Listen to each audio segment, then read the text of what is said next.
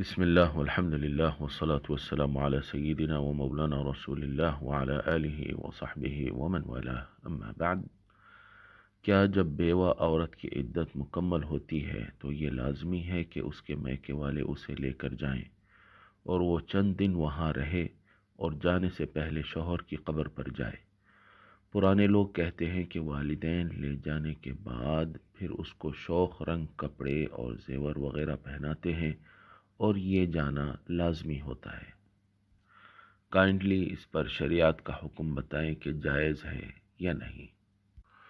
تو جاننا چاہیے کہ بیوہ عورت کا یا تو اپنا ذاتی مکان ہوگا یا نہیں ہوگا۔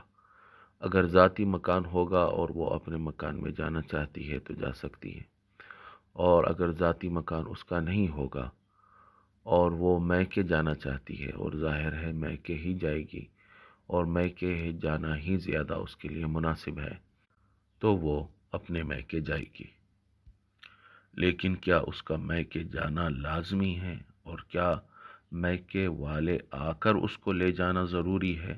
اور چند دن میکے میں رہنے کے بعد پھر شوہر کی قبر پر جانا اس پر لازم ہے، اور ایک مدت گزرنے کے بعد پھر اس کو جو ہے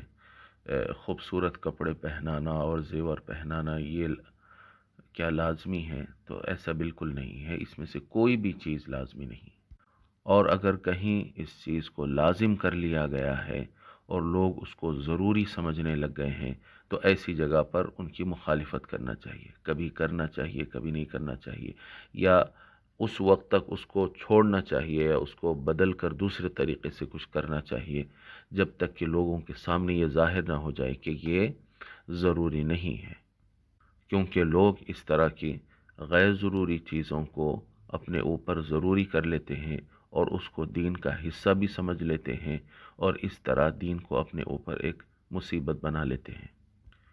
اس لیے نبی اکرم صلی اللہ علیہ وآلہ وسلم ایسی چیزوں کو توڑنے کے لیے،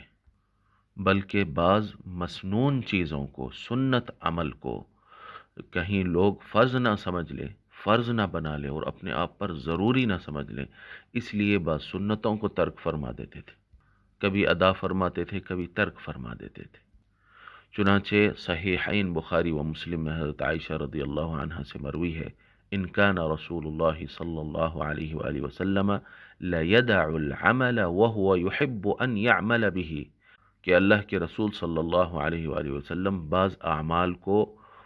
اس عمل کو ادا کرنا پسند ہونے کے باوجود بھی چھوڑ دیتے تھے، خشیت ان يعمل به الناس فيفرض عليهم،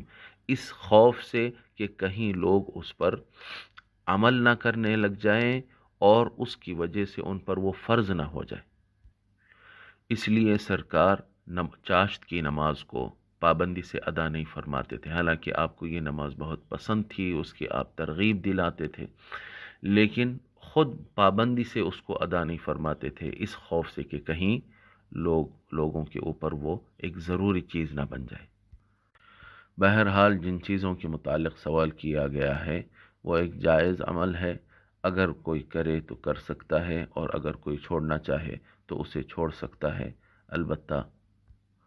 ایسی پابندی کے ساتھ اس پر عمل نہیں کرنا چاہیے کہ لوگوں کو یہ محسوس ہونے لگے کہ یہ ایک ضروری چیز ہے۔